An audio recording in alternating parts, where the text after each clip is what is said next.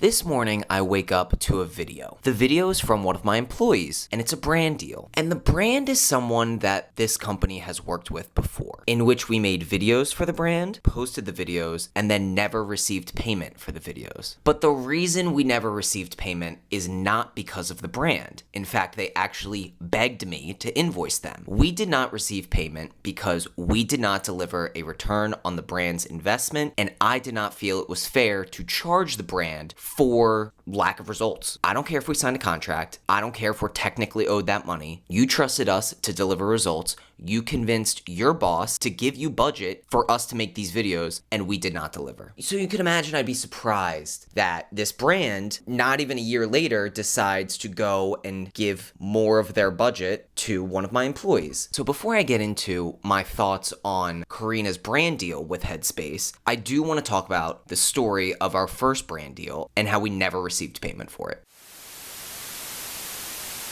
So this actually starts in March of 2025. Me and Karina were talking shit to each other. She wanted another week-long vacation. And I was like, you know what? Fuck it. Let's make a series. It'll be a competition, me versus you. Whoever gets more views gets a week-long vacation. So my employees are constantly trying to take advantage of me and go on as many vacations as possible. So I've developed a little challenge where we're gonna be doing an Edgeley version of 75 Hard. Every day for 50 days, we're gonna be posting an Edgeley video. I'm odd numbers, she's even numbers. Whoever has the most views wins the prize, and the prize is a week off of work. And in my head, the background of this is I'm very inspired by Ryan Trahan and his summer series that he does. One, because I'm locked into a series. I love a daily vlog. Casey Neistat, I was every single day with Casey Neistat. But two, because from a business side, it's much easier to sell something to a sponsor where it's like, hey, this is our show. You can buy XYZ minutes of our show. During this time, we had hype. We had 60,000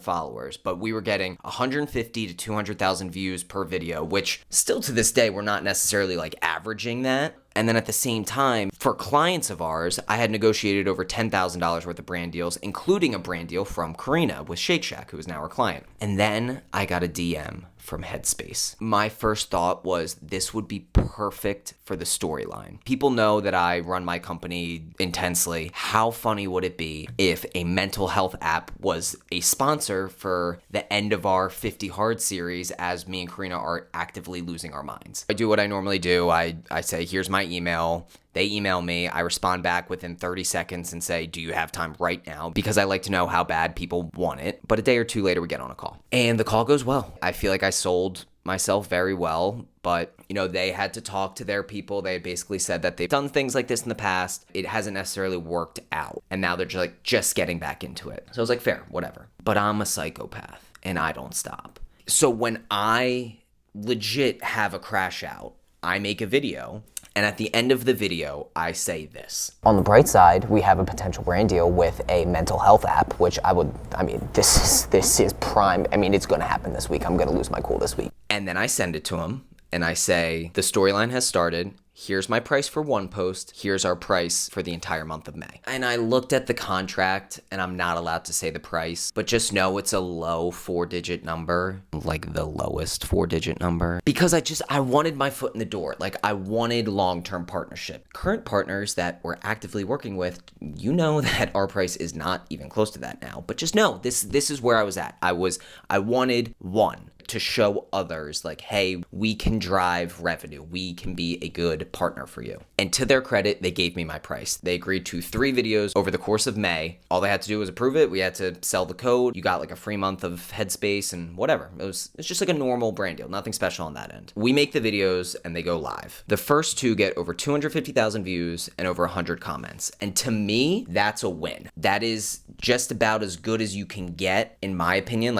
average 125,000 views per video, when our average non-sponsored view is 150,000 to 200,000. I don't think we can do much better. And then I get the email. And then I get the email on May 16th saying that there have been 0 code usages. When I tell you, It was such an oxymoron. And I don't even know if this is the right way to say that word, but like our partner is a mental health app and the partnership is absolutely ruining my mental health. I was disgusted with myself. I was like, there's no fucking way that not a single person out of the 250,000 people used the code. I'm like, Mom, use the fucking code. And I spiral like I do. And I say, I need to get on the phone with you guys right now. Like I canceled my entire day. I'm like, what? Like I need help. Like I thought I knew what I was doing, but I didn't. So they're really nice. They're like, don't stress. We're literally Headspace. Like don't do that. But I'm just like, I can't do that. I know that the thing they wanted for our partnership was code usages because that's what they can report to their boss. So then I take their feedback. They gave me some examples. I post the third video in May. And then I have this like look in the mirror moment. And I say,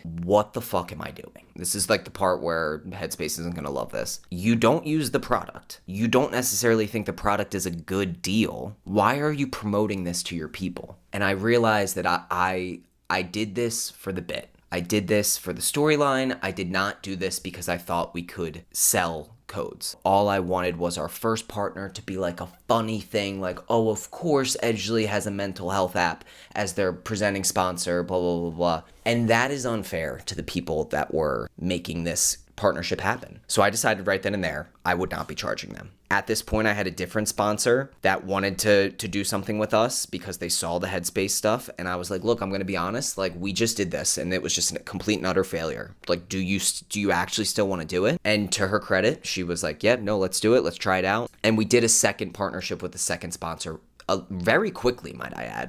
That I don't know what I was thinking there, but it was way too quick. And that one was super successful. And in my head, that was just how I knew you have to be super specific about the people you partner with, not only with brand deals, but also with our clients. Like I shifted the way I thought about what a good partner was for Edgely Marketing Group, like what a good business it is to publicly be aligned with us and to create content for them. I am grateful for that, but 2 weeks later, Headspace reaches out and they're like, hey, can you send the analytics? And we got 12 code usages, like, woohoo. And I just responded, I was like, I am not charging you guys, and I apologize for the results. And again, to their credit, because they're really nice people. One of the girls still works there, one of them doesn't, but like they begged. They were like, invoice us, like don't make us go to Karina. This is insane. Like we're happy with this. To this day, I still have not invoiced them. And we kept a good relationship with Headspace. But I feel like we kept a little bit too good of a relationship with Headspace because a month ago, Karina said, hey, Headspace reached out to me and my personal account and wants me to do a brand deal for them. And I was like, did your bird brain forget that not even a year ago we dropped the ball on a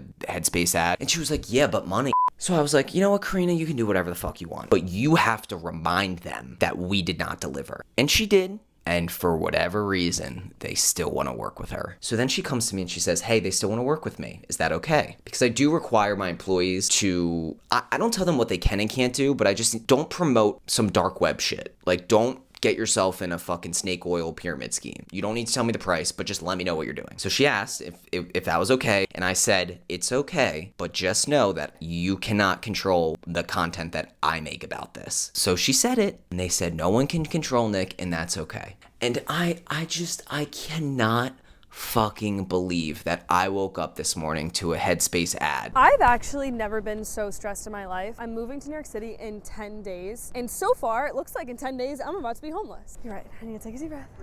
Let's take a deep breath together.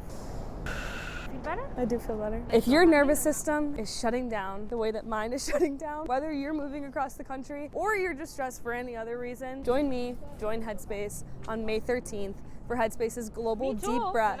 Okay, we're all gonna join as one. We just need to take a step back and realize everything's gonna be okay and life is good. If you wanna join us, click the link in my bio. The moral of this story is like, I guess I need a little bit of public shame to Karina because like, in my opinion, I don't think she should have taken it. Maybe I'll get proved wrong. Maybe this video will drive traffic to her video, but for us, we're Edgely marketing group. We don't really, the whole mental health fucking thing doesn't really work with us. So I guess what I would say to someone watching this, or like a potential brand watching this, or a potential fan watching this, Hydrangea, we will never do anything like that again. Like I have a rule here at Edgely: fail fast. Like, you're allowed to fail, but fail fast. We made that mistake one time, partnering with someone that we didn't necessarily use the product, we didn't necessarily believe in the product, but we were like, this would be good for the bit. We will never do that again. Our partnerships moving forward, we actually believe in and we actually use in our personal lives, but I can't say the same thing for my employees.